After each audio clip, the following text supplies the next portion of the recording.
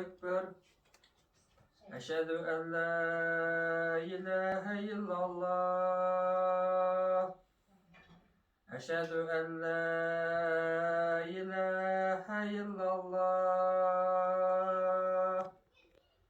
Eşhedü enne Muhammeden Resulullah.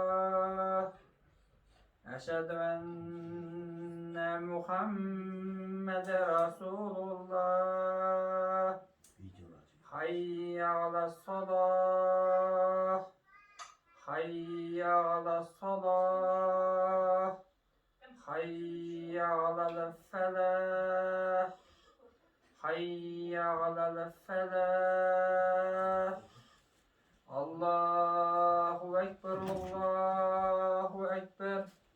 La ilahe illallah.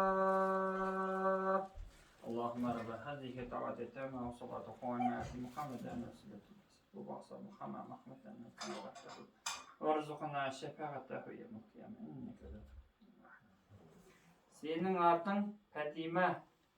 Senin adın Fatime. Senin adın Fatime. Dinin İslam. Kitabın Kur'an. Peygamberin Muhammed Mustafa sallallahu aleyhi ve sellem. Allahu aleyhi ve sellem.